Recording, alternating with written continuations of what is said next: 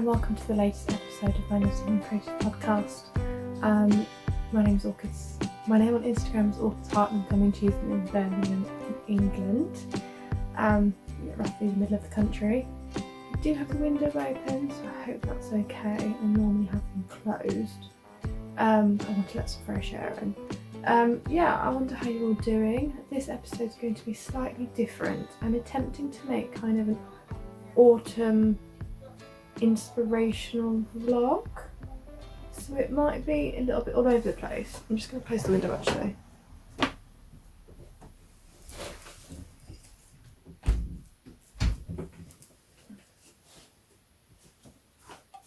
That probably is better for you guys. As always, if you hear strange noises, it's the baby on the monitor, which is to my right.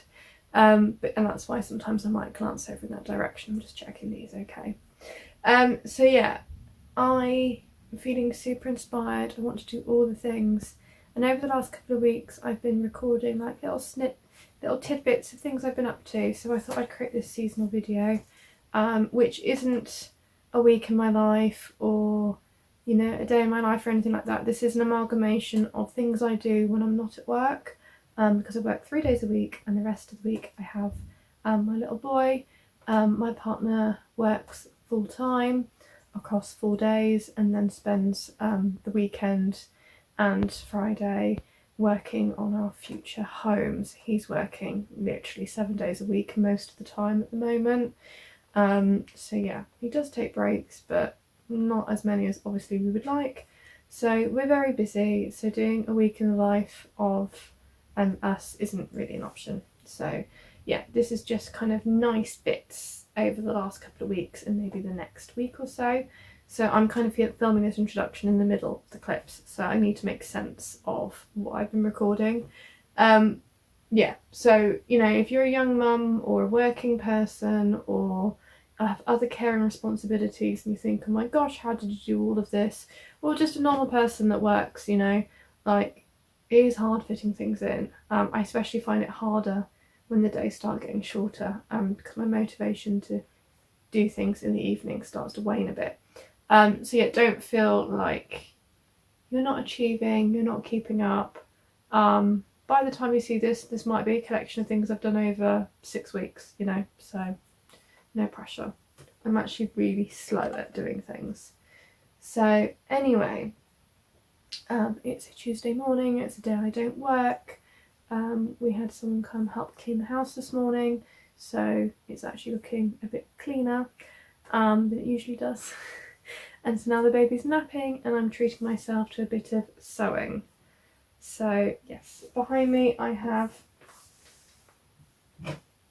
this really gorgeous Merchant & Mills cotton that I bought before I had the baby actually. The name was on the salvage, but that scrap I put away. I don't think there's any salvage end on this scrap, so I can't remember what it was called. But it's a Merchant & Mills cotton. It's a lovely mustard colour with a little white flower. And it was reasonably expensive, to be honest. It's a narrower width than the fabric normally is, which kind of means you need to buy a bit more, so I had to buy 2 meters. So it worked out as being kind of pricey, but it was something that I bought with my last paycheck working full time. So I was working full time before maternity leave. And so I thought, well, I'm never going to be earning this wage again, probably, because it's unlikely I'm going to be working full time for a long time, if ever, if I have my way, if ever.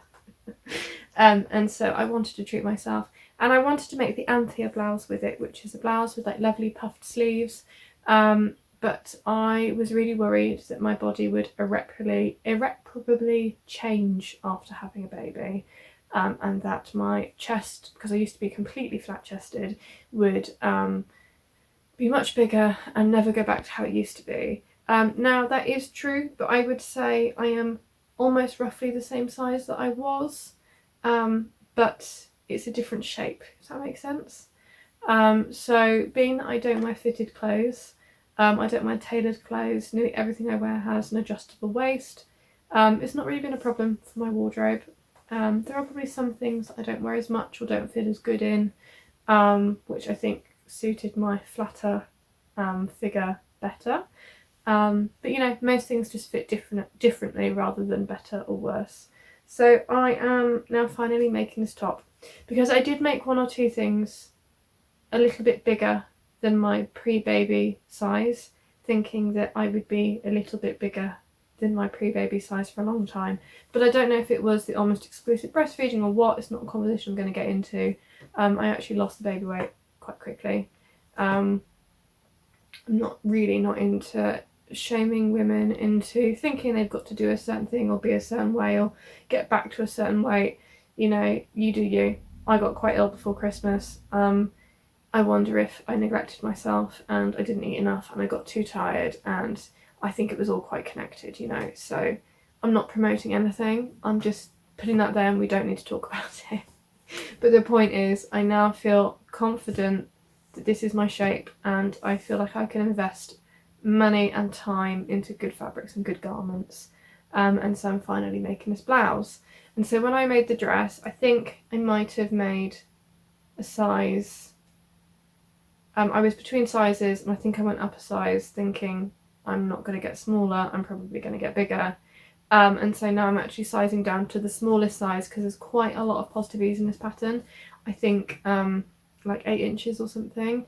And so the smallest size isn't my recommended size, the second size would be.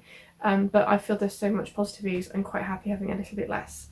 So I'm cutting the smallest size and I'm making a few changes which I will chat you through. But I just wanted to show you this gorgeous fabric and wanted to introduce this video if I haven't already. And yeah, and another thing that I want to do is, which I might not get a chance to do today,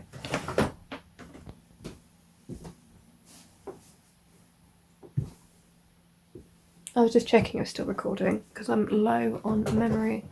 I, ages ago, actually, maybe just before I was pregnant or whilst I was pregnant, I bought this second-hand pinafore dress on Vinted, and it's made with Merchant & Mills linen.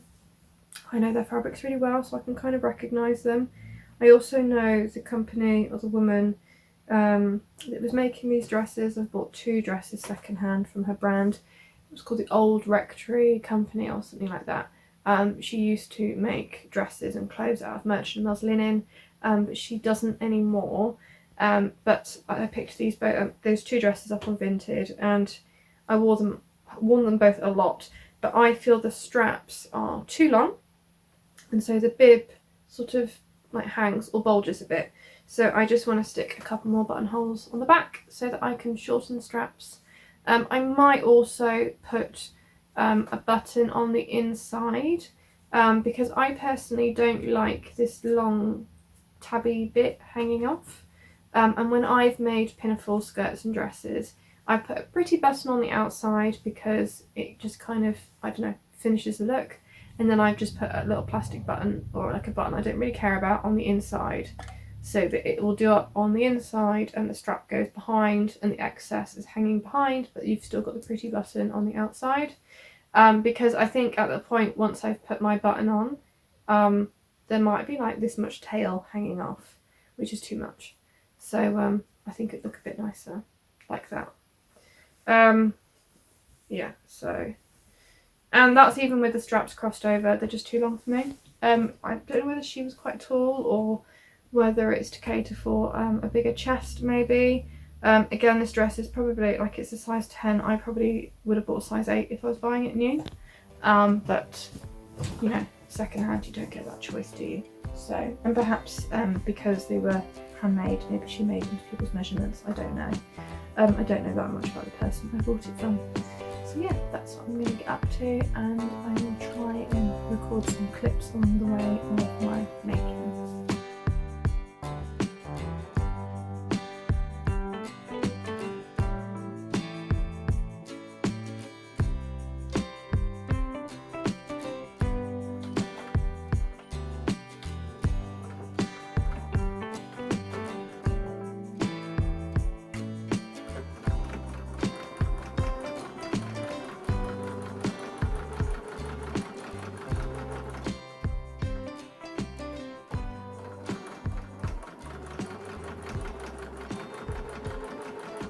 No idea if this camera's at the right height or not. but I am probably going to stop sewing for today now. The baby is due to wake up literally any minute. I'm just finger pressing and pinning down the bias binding on the inside of the neck. So I thought I would just share with you what I've done over the last hour or so. You've probably seen a little bit of footage of me doing this. But I stitched the front plackets. So I used sew-in, on this occasion I used sew-in interfacing. So I pinned it in and then tacked it in before stitching it down rather than ironing it in. And I used my metal ruler to get like a really crisp edge. I don't know if that's a good thing to do or not, but I've been doing it, so I haven't had any issues yet. I guess in theory the ruler could get really hot and I could burn myself, but that hasn't happened. And I'm trying to French seam as many seams as possible on this. So I've done the shoulders and I'm doing the construction in a slightly different order to the pattern suggests. So I've done the shoulders. I think I was then supposed to do the sides, but I'm not going to yet. And I'm now doing the neck. They tell you to make binding and bias bind it in fabric that matches, but I am using some grey linen bias binding, which is quite stiff because it's been starched, which means you get some quite crisp edges, but it does mean it's a bit tricky to handle on such a light fabric. So I'm hoping what I've done is okay. So I've machine stitched it on the outside and I have folded it over and finger pressed it and then pinned it in place. So what I'm going to do is I'm going to tack it down another time and then press it down properly and just check that it all lies neatly, because with all these pins in, it looks quite wrinkly. So I just want to make sure that once it's tacked and ironed properly that it looks neat, and then I'll carry on. But yeah, that's all I've managed to do today, not very much, just the front, the shoulders and starting the neck. Ready for perhaps doing some more sewing at the weekend. I would love to wear this soon, but you know, right now is perfect weather because it's autumn and it's sunny and mild. So it'd be really lovely to wear this with my pinafore. But I'm probably not going to do the buttons on the pinafore, the buttonholes on the pinafore, until I've done the buttonholes on this and I've got the buttonhole foot out. So yeah, it'll have to wait. So this is going to go to one side. I'm going to pop everything away. And I am going to have a friend over for plum cake and cream. After I've woken the baby up because he's now been asleep quite a long time, so it's getting quite late in the day, so I need to wake him now, otherwise it's going to mess me up for later. So yeah, I'm going to invite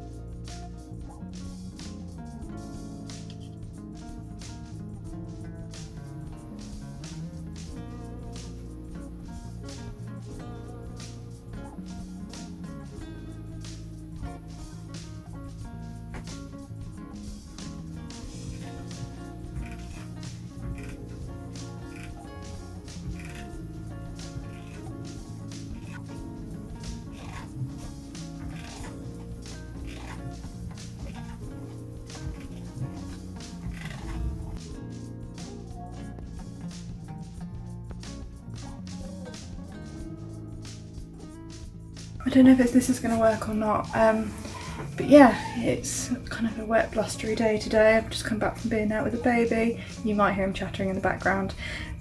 We went for a coffee and a cake, I really enjoy going out and eating with him, and we've been out for a couple of lunches, brunches before in the past. We go out quite often for coffee and cake, and his company is just so lovely. He's getting to that age now where he's kind of interacting with me when we're out and about, and it's just really sweet, and he smiles at everybody, and yeah. However, it's the first time that he's demanded to share the cake with me, so I think eating cake without sharing it has come to an end. But as I was walking back down the hill, I saw that somebody had bags of apples just lying out the front. This is something that happens a lot around here. People put out things that they don't want. In the last couple of days I've acquired a bag of plums, some apples, and I even acquired a rubber tree plant the other day, and then on the same walk back a really nice, it looks handmade but it's not, pot. So that was a nice walk back as well. So yeah, always enjoy some lovely free bits that people don't want anymore. But yeah, so this kitchen is a catastrophic mess because this morning I made a fish pie for the first time. Started making an apple crumble with some other apples that I was given, and I started making something else as well, I can't remember what. So I only did half the washing up before going out because he woke up, and I thought I'd better get him out whilst he's peak good mood. I can hear him shouting. So I need to unload the pram from the shopping that I bought this afternoon and deal with this mess. So yeah, I'm really feeling the cooking creative bug at the moment, so I think I'm going to make a black sesame cheesecake, but I probably am just going to record a little bit of me making it, because it's not involved, but I think I'm going to have company in the house. We've got family staying off and on helping us with the renovation project, the house that we're doing up, and so I think they might be coming in for a coffee break, so I don't want them to hear me talking to my phone because that's awkward. But yes, so I'm going to crack on with the cleaning and tidying and unloading, and yeah, maybe I'll check in a bit, but I will definitely at least take a photo of the cheesecake if I make it. Right, I'm afraid this is extremely DIY. You're propped up on top of the rest of the cream cheese on the microwave, and the baby's hiding behind the air fryer. I didn't film the process of me making it because my phone battery was dying, so I had some black sesame paste. I have some more actually, that a neighbour gave me, and I've just whizzed that into like a normal cheesecake recipe, and I'm just mixing that all together now. I made a base. I think in America they use graham crackers mostly to make cheesecake bases, and then here in England we use digestive biscuits because it already has the sugar and everything in it, so it was just a whole packet of digestive biscuits and some melted butter. Baby's joining in, and you melt the butter, you blend the biscuits into a powder, so I used this, and then you mix it together, and it's now chilling in the fridge. So, and I've whipped some cream,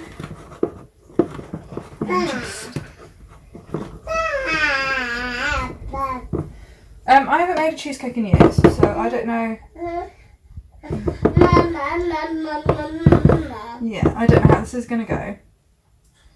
I would quite like it to be like come out of the cake pan and hold its shape, but I don't know if it will. This feels like it could be quite soft. So who knows? We'll see what it looks like. Yeah, there we go. I'm going to finish mixing this together, and then I am going to put it in the pan.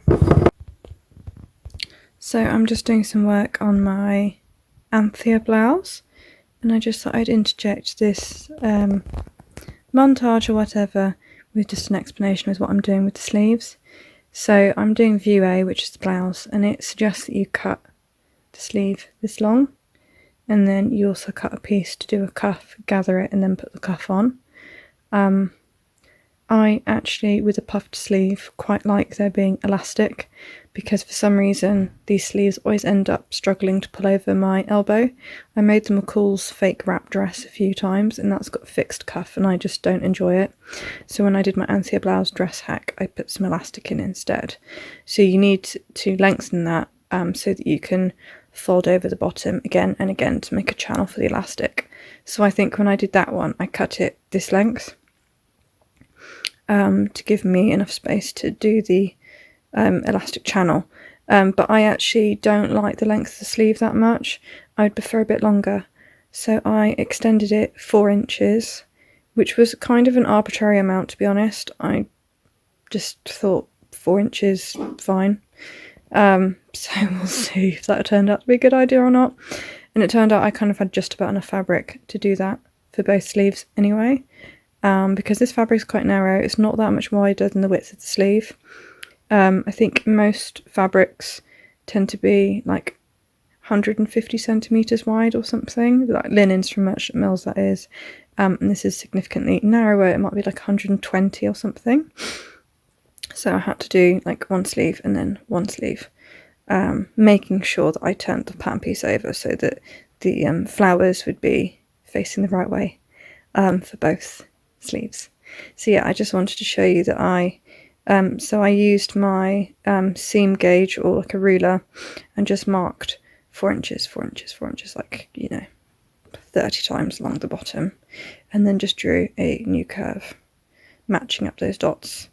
And I did retrace the notches, but then I realised that's for gathering, because if you were gathering it into a solid cuff, you'd gather between here and that one. But because I'm just doing elastic, I'm going to ignore that, because I'm just going to fold it over. So what I'll probably do is attach the sleeve into the shoulder and then sew up under the arm and down the side of the shirt, and then do the elastic channel by folding over again, sewing nearly all the way around, just leaving a little space for the elastic to go through, and then enclose it in.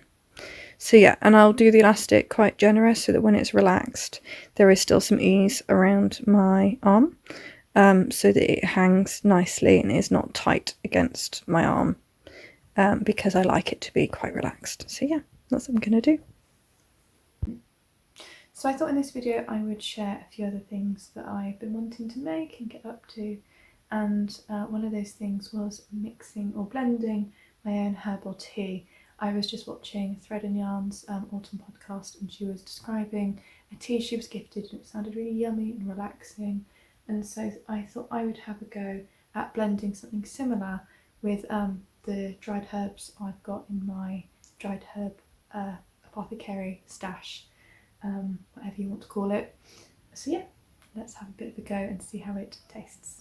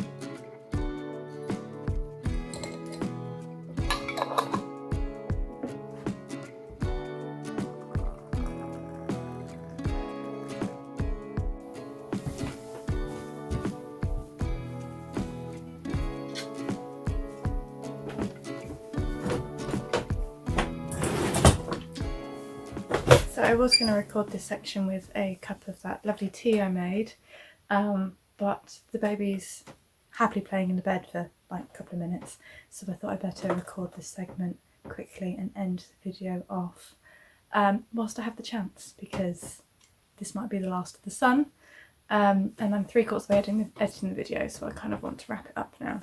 So, and I've also finished my blouse, so it feels like kind of a nice place to end the video. I'm hoping I've not chopped my head off. I might have done. Apologies if I have. But yeah, so the tea was lovely. It was very light and floral, and I'm very much enjoying it. So definitely recommend making your own herbal teas if you have the ingredients lying around. It was delightful. And so yeah, I finished my Anthea Blouse.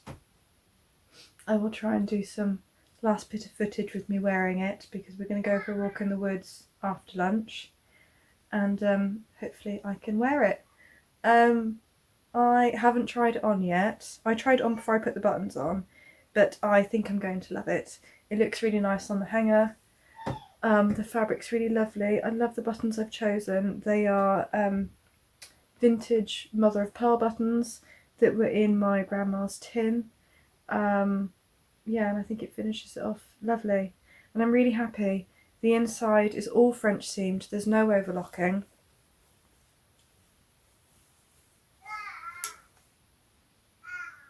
Let me see if I can show you. Don't know if you can see that. It's all French seamed. So there's no raw seams. Yeah, and I think it just gives it a really nice quality finish. So yeah, if you don't have an overlocker, you can make beautiful quality garments. This is a good example of one that I've managed to make without touching the overlocker. So that makes me very happy. Something that I did that wasn't in the pattern.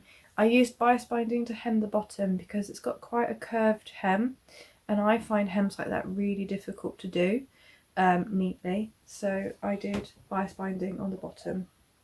So yeah, it gives the bottom a bit of weight as well, to be honest. But I will probably tuck this into high waists because I only ever really wear high waisted things. So yeah, quite pleased with how that turned out, and hope that I get a lot of wear out of it. I'm hoping I can wear it under dresses. I kind of have this theory that because I don't wear dresses to work at the moment because I'm riding my bike to work, because most of my dresses, the skirts are quite long. And it occurred to me I could, on my bike, wear my leggings and a blouse, or a long sleeve top or whatever, and then put my coat over the top, jumper, anything else I need underneath the coat. And when I get to work, I could just slip the dress over my top and leggings. So yeah, this could work out being quite useful for work. And then that means my dress isn't going to get totally trashed on the bike, so that's nice. But yeah, so I'm really pleased.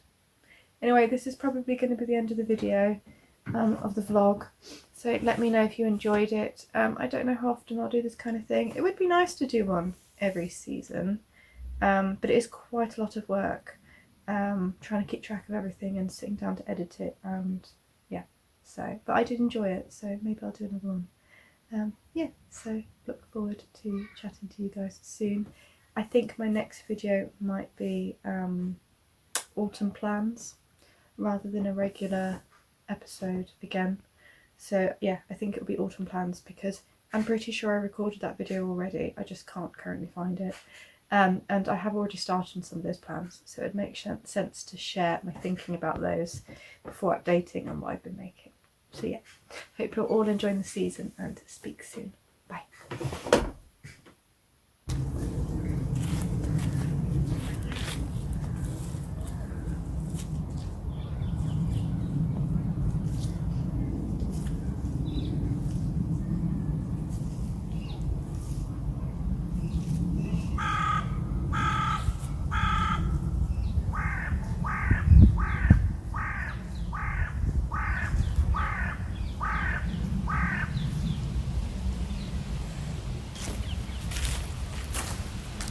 Mm.